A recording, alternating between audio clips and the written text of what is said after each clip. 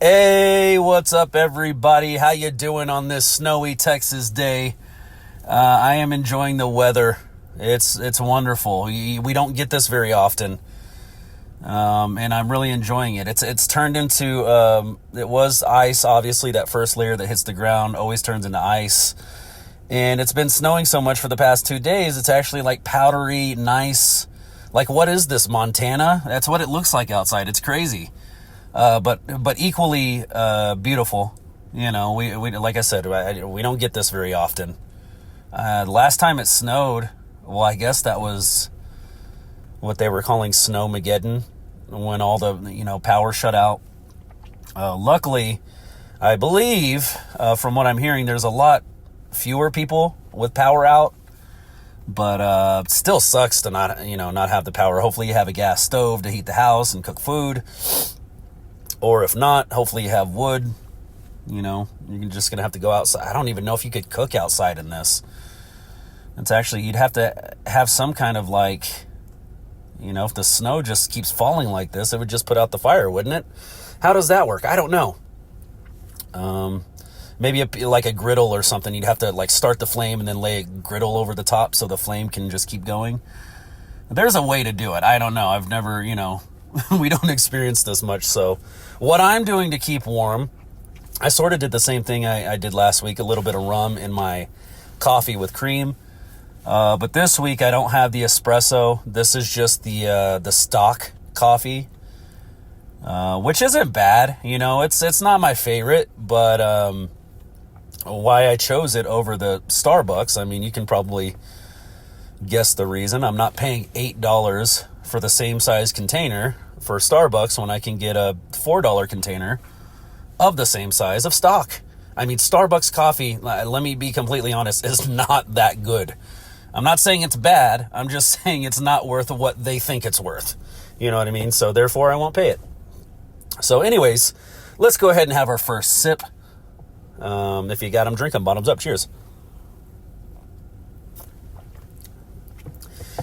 And how about those UFC fights on Paramount Plus, dude? I've been itching so bad for some UFC. I think this was 7 weeks that it hasn't been on. This is the first weekend it's been on.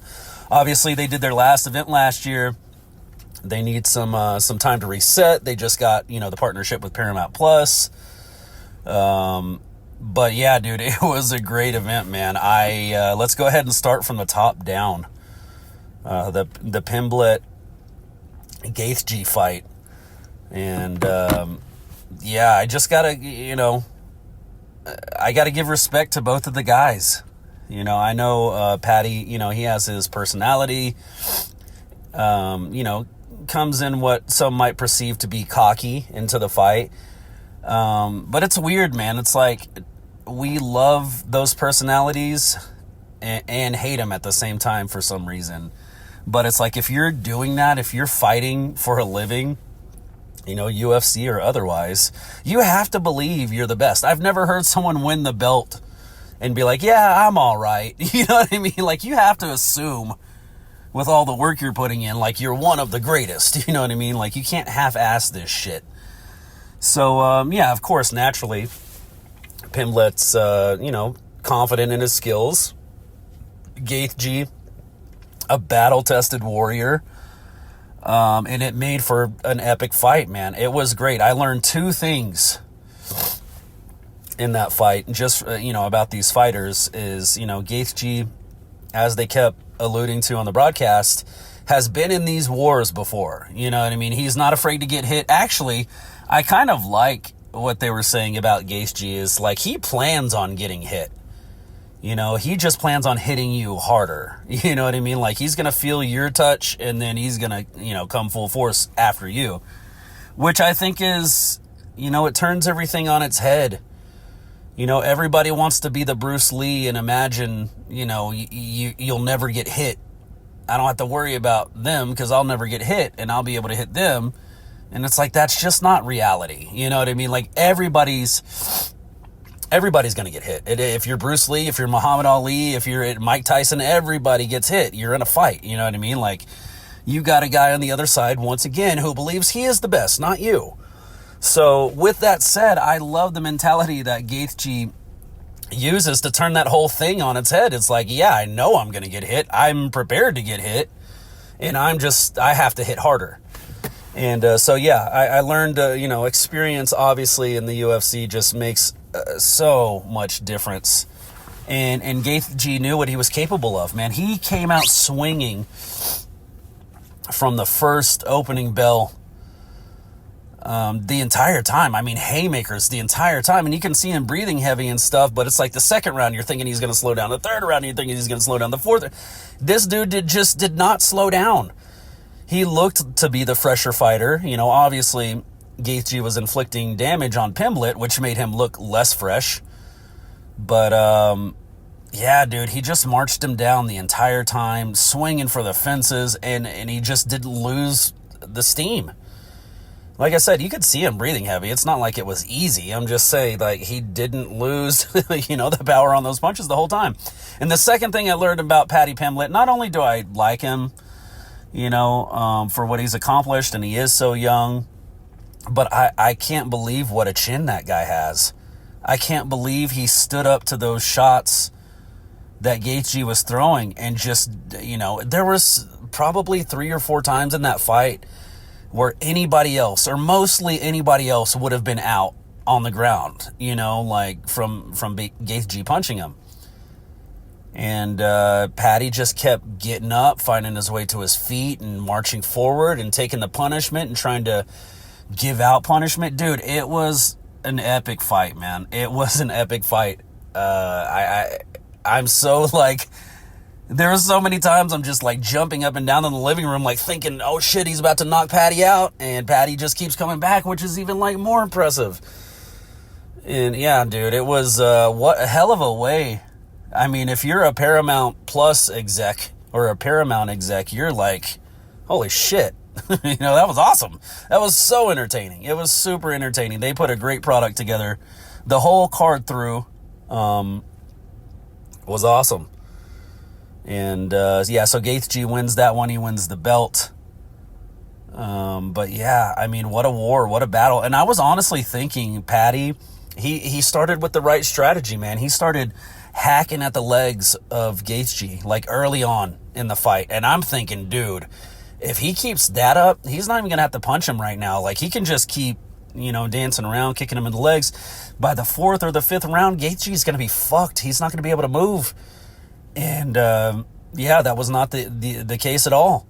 I mean, Gaethje just kept marching forward. You could tell the shots hurt, but as they kept saying on the broadcast, dude, he's experienced, like, he knows what he's doing. He knows, how to keep marching on through those shots. But yeah, really great fight, man. That was a lot of fun. And next weekend, they're doing another numbered event, which I'm super excited about, of course.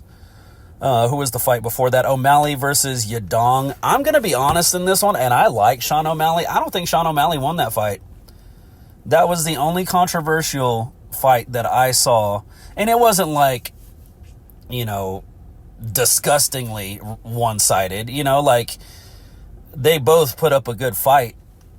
But, I think the reach of O'Malley, that's just what did it. He could stay further away while, picking his shots. And but I honestly didn't think, Yadong was swinging for the fences too. I'm sure the numbers would point out why I'm wrong, and I don't think Sean O'Malley won. Excuse me. Sorry about that. But, I'm sure the numbers would defy what I'm saying. But in my estimation, I don't think O'Malley won that. And it really wasn't that, impressive of a win anyway. I'm not saying I don't like O'Malley. I do. I kind of thought he would do a lot better than that. But, Yadong ain't no bitch either. So, the one right before that, the Lewis Acosta fight, man, I don't know what the hell happened there, man. I've never seen Derek Lewis, he slipped first off, but he just, committed or resigned to the fact that the other guy, Costa, was just going to ground and pound him till the end of the fight. It's like, dude, I've never, what? It's almost like he gave up in the middle of the fight. Like, I don't know if there's something going on. I don't know. But Lewis looked distraught after that loss. He kind of was on all fours with his, his forehead touching the canvas, kind of like bowing down and just, after the fight was called off. No one ever likes to lose. And I love Lewis. Like, he's just such a great personality in the sport. It's kind of odd to see him, kind of down like that. But, yeah, man. And I'm not hating on anybody's like body style or anything, like obviously Derek Lewis has got in the cage and I never have. So, take what I'm about to say with a grain of salt and consider the source someone who's never stepped in the octagon. But I just want to say, man, I think like Lewis can really only be mad at himself. I mean, and like I said, I know everybody's got their own body type and body size and, but you can tell the guys who are not, eating salads in training camp and eating pizza instead and drinking beer maybe, you know what I mean? Like, so when you see Lewis with his shirt off in the ring, it's like, yes, he's strong, but don't we all kind of, like, I can like him as much as I want to like him personally, but, I mean, we can all tell he's not going to go rounds, right? So, I'm not hating on it. I'm just saying, hopefully this will be his sign, to take that training part more serious. Not only the training, I'm sure he loves hitting the bag.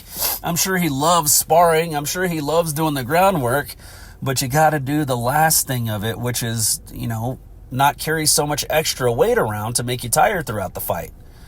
It's a balance. You got to have some weight to you so you can, sit down on your punches, as they say, and, make them hurt. But at the same time, you can't have too much weight on you. Now you're dragging just an extra toddler around, the UFC octagon, and you can't do that. It's going to wear you out, dude. Imagine your child, like, clinging onto your leg for an entire fight. How exhausted you would be. I mean, I have to imagine that would be the same thing as carrying an extra 30 fucking pounds of fat, right? Maybe it's distributed better, maybe it's not all in one leg, like the kid hanging off of you, but, yeah, man, I hope, he, takes something from it, and I wouldn't be surprised, honestly, if we see Derek Lewis in his next fight and he's like fucking ripped. You know what I mean? Like, those kind of losses really eat at people, eat at fighters and stuff, because they know if they're really truthful with themselves, did I do everything I could have done before the fight? Did I prepare everything I could have prepared in the best way possible before the fight for victory? And I don't know for a fact, but I think if Lewis asked himself in the mirror, he might say, not really, not everywhere. But, that's just speculation. I'm not taking anything away from Derek Lewis and the man he is and the toughness it takes to get in that octagon. Trust me, I am not. I'm just saying there's levels to it. You know what I mean? And those guys you see that are winning championships all the time perfect all the levels. You know what I mean? If their thing is the ground game, they're going to perfect that. And not only that, but they're going to perfect their eating, and they're going to perfect their, weight cut and then, weight gain back again before the fight. I mean, they're just on it. It's meticulous. It's a science. And, you want to take advantage of anything possible.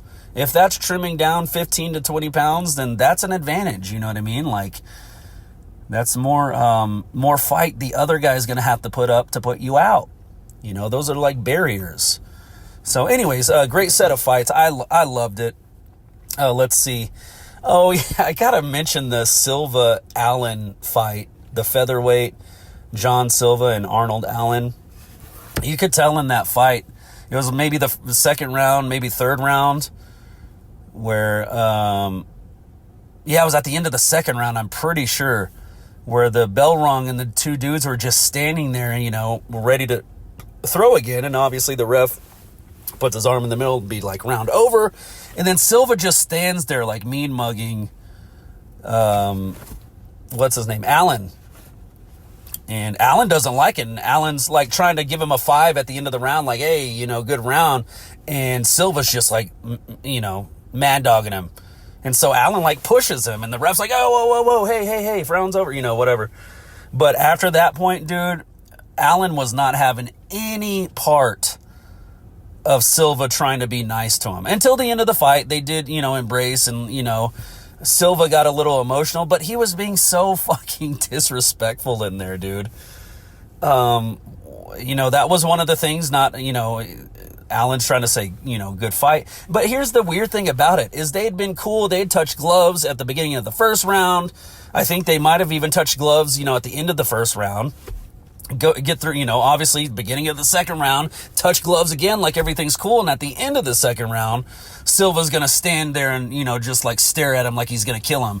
It's like, dude, yeah, I wouldn't like that either. I would fucking push you too. You know what I mean? Like, how are you going to sit there and show me respect and then absolutely, completely disrespect? It's got to be one or the other, dude. I just don't like Silva at all. I don't think there's ever, in my opinion, aside from the last guy I'm going to mention, which had a ridiculous speech after his victory. But, I don't really dislike a lot of fighters, but John Silva is fucking weird, bro. I will say it right now, out loud on the podcast. I don't give a shit. He's weird as fuck, bro. He doesn't know, like, it's almost like he was, I don't even know how to say this without offending a huge group of people. But, sometimes when people don't go to public schools, they don't really learn how things work, like their place in society or how to talk to people, or, you know what I mean? Like, they don't really have a lot of, what's the word I'm looking for? The only phrase I can think of is bedside manner, and that's not appropriate in this situation, but that's kind of the idea I'm going for. Like etiquette, I guess. Maybe etiquette is the word I'm looking for. But yeah, there's just like a lot of social awkwardness and things like that. That's exactly what Silva seems like to me. Him and his wife are fucking... I tweeted about this yesterday, dude, during the fight. I'm pretty sure if Silva ever wins that belt, him and his wife are gonna, like, tag team that belt in bed or something. You know what I mean? Like, it's weird, dude. They were like, before the fight, and I don't know who's like letting them film all this stuff and being like, okay, we can implement your worldview before, for your side of the fight, when we're interviewing before. But they're like standing there, like forehead touching forehead. I mean, it reminded me of a picture you would see when you're finding out, like, husband's wife is pregnant. They're touching foreheads, they're embracing, but her belly is, pooched out and touching his stomach, or his shirt or whatever the picture may be.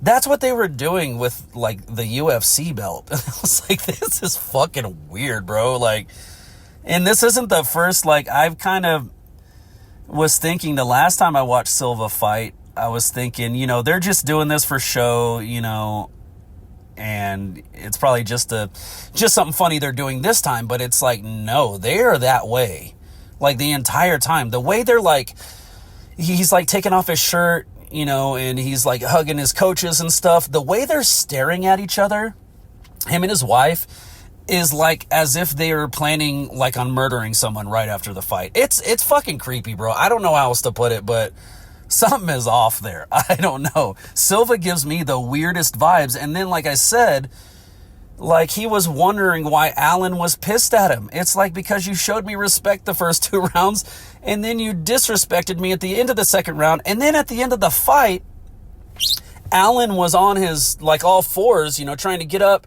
And Silva does this, like, puts both of his feet on his back and jumps off of him. Dude, I don't know, man. It's just, I don't like when the UFC turns to WWE. You know what I mean? Like, I don't like that shit. I'm all for having a personality. I'm all for thinking, you're the best to ever walk the face of the earth, blah, blah, blah. That's cool. That makes sense. But when you start, turning it into this persona of, like, the perfect example, this guy who won his fight in the early prelims, Josh Hokett, tried to totally do this like a Macho Man Randy Savage rant at the end of his win and also make it somewhat slightly political. He called Brittany Griner a man, which is like, oh, what? What does that have to do with the fucking... it's weird, dude. I don't know, man. But I hate when it turns gimmicky. You know what I mean? Like, it becomes a gimmick rather than, this is who Conor McGregor is. Like, Conor McGregor is going to talk shit to you if you're 5'6" or you're 6'10". You know what I mean? Like, he's the same fucking guy in the room no matter where you go. Love it or hate it. I appreciate that. I respect that because he's not pandering to any crowd. You know what I mean? Like, and this Macho Man Randy Savage wannabe guy, like, it was just stupid, man. I can't believe, like, Dana lets them do that. I'm all for freedom of speech, but when you start turning it into looking like it's the WWE, people are going to start to have questions. People are going to question if it's real. You know what I mean? Like, you're kind of letting that in the door with those kind of goofballs speaking on the mic afterwards. And I'm not taking anything away from Hokit's skills. Like, he had a great fight. What did he be? Yeah, round 1, KO, TKO, against Freeman, which, I mean, poor Freeman. Like, he just didn't look like he belonged, you know? It was shades of, like, King of the Cage for that fight for me. Which, I mean, King of the Cage was like, you were either, like, well-known or you weren't. You know, and if you weren't, you just didn't have the skills to keep up with the well-known guys. That, you know, they're known for a reason. It was just like fighting an, you know, just an average, everyday, untrained citizen on the street. You know what I mean? But they put it in an octagon. And I'm not saying, you know, I'm not taking anything away from Freeman. I'm sure he's a dedicated martial artist. It just, you could tell he was in a different league being in the UFC. You know what I mean? And I know he had a victory in the UFC before. They were talking about that before the fight, but yeah, man, I don't know. So anyways, that's the UFC. I spent 20 minutes talking. Could you tell I'm excited about it?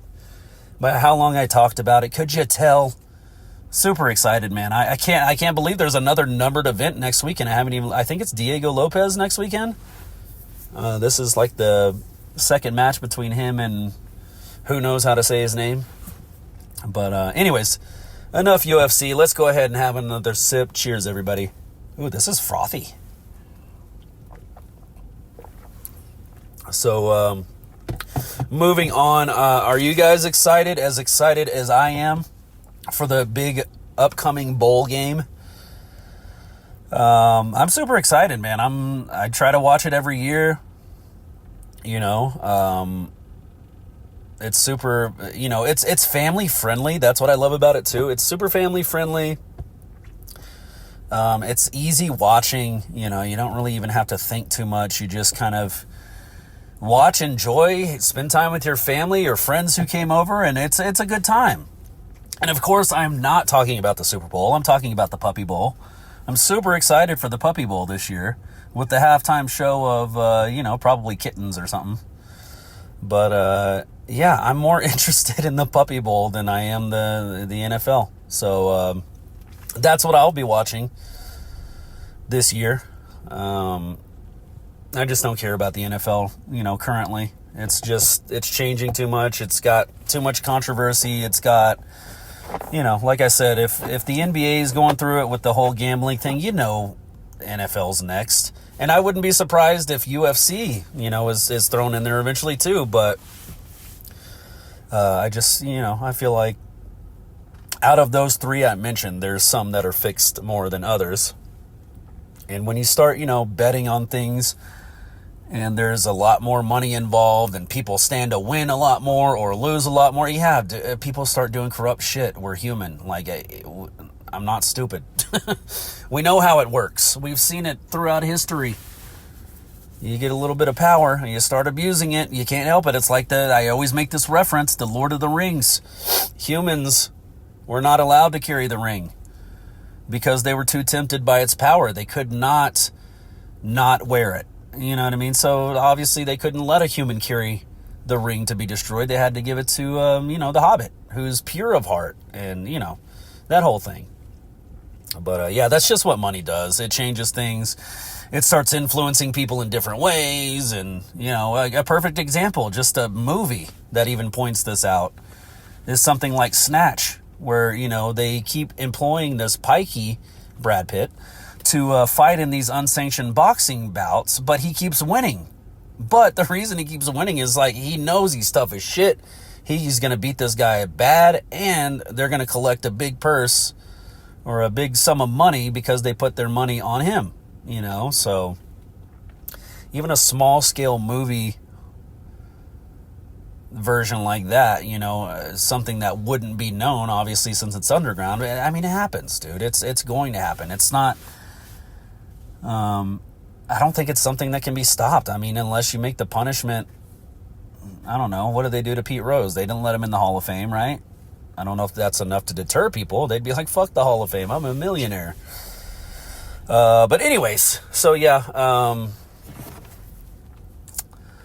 super excited for the Puppy Bowl. Let's get into some NHL, man. I didn't watch any of it yesterday. I've got a little bit to say. Rick Bowness.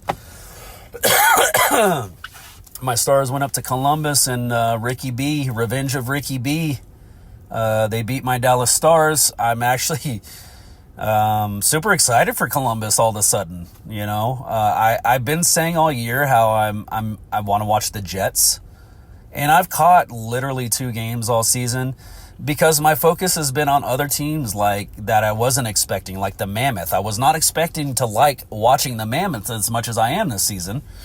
And then, obviously, Columbus, I was rooting for them before. They've had some decent seasons the past couple of seasons. They're not world beaters or anything, but, it's respectable for a city, for Columbus trying to bring up hockey in their area. That, they're a respectable organization. So they were doing okay.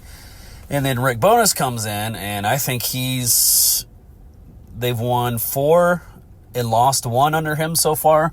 Which I'm not saying he's the end-all, be-all, but it's exciting to watch them. I'm liking watching Columbus games more than I am Jets games. So, not to say I won't catch any Jets games, but they're just not as interesting to me this season. They had a lot to talk about a couple of seasons ago when they started off the year so hot, and what did they win, 14 or 15 in a row? It was incredible.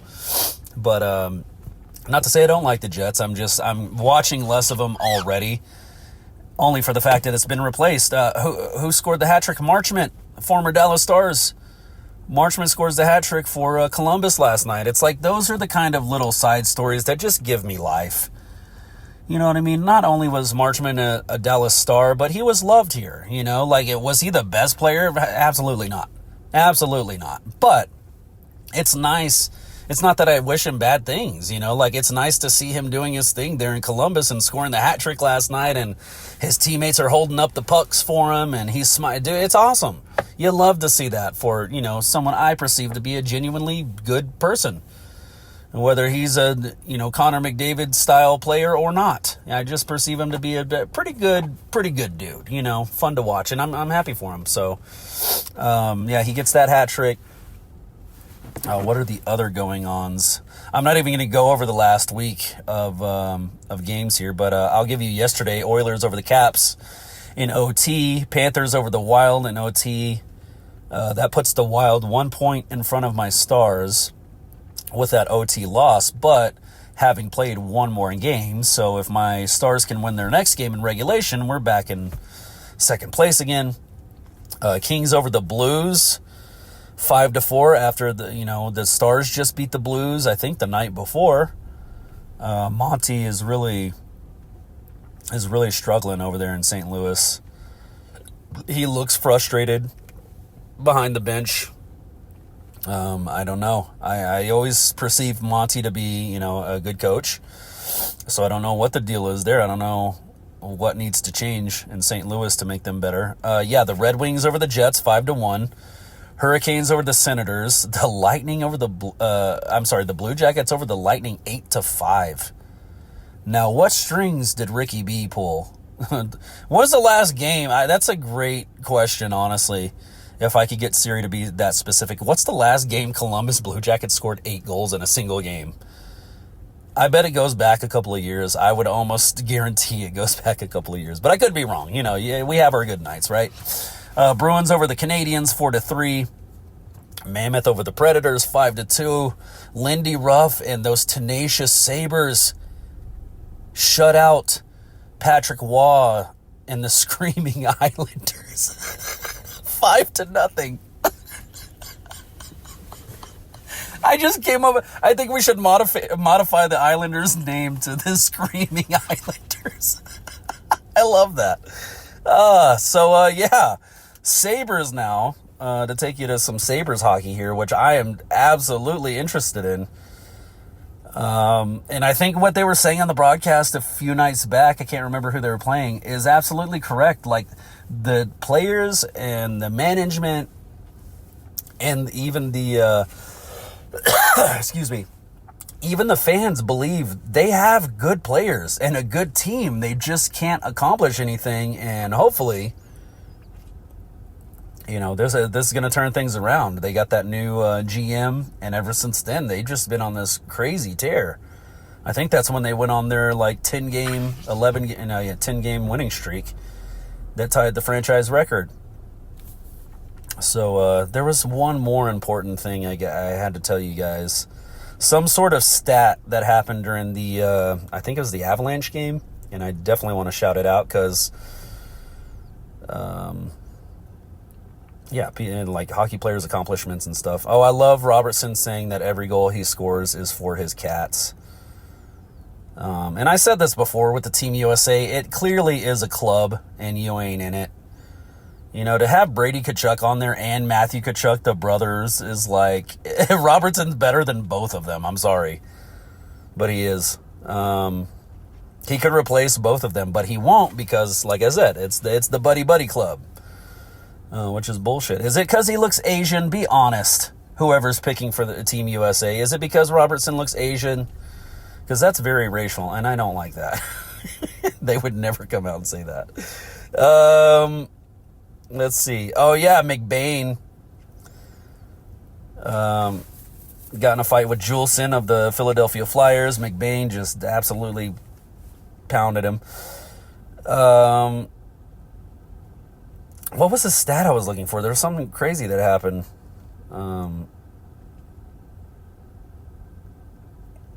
Let's see. I don't know. I guess I'm not going to find it. I thought something, or maybe it was last week. I don't know. I thought it had something to do with the Avalanche. Somebody scored their 300 or 600th goal. Oh, whatever. Whoever it was. Good job. I don't know who it was. I can't find it. So, anyways, that's going to do it for me. Thank you guys for listening, as always. Don't drink and drive. Treat yourself to an Uber. Treat yourself to a Lyft. Treat yourself to a Waymo. I hear that's here in Dallas now. Which is, in case you don't know, is the fully automated taxi service, which is badass. I like that. If I can buy a car and get it to run and do Waymo, drives, I would absolutely employ a robotic car to make myself some extra money. Is that how we're all going to make passive income in the future? Everyone's going to get assigned a car, and whatever that car makes is the money, the extra passive income you make. Obviously, you'd have to upkeep the car. What am I even talking about? It doesn't matter. That's just fantasy world. But like I'm saying, don't drink and drive. Get an Uber, get a Lyft. DoorDash if you're allowed to. I know we can't DoorDash today. The drivers aren't out, understandably so. You can't even see the damn road. But anyways, let's go ahead and finish off these last drinks. If you got them, drink them. Bottoms up. Cheers, everybody.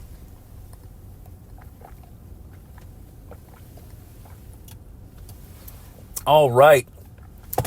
That give me a milk mustache. All right, guys. I will talk to you next week. Stay warm out there. Just be safe. I love you all. Talk to you next week. Bye.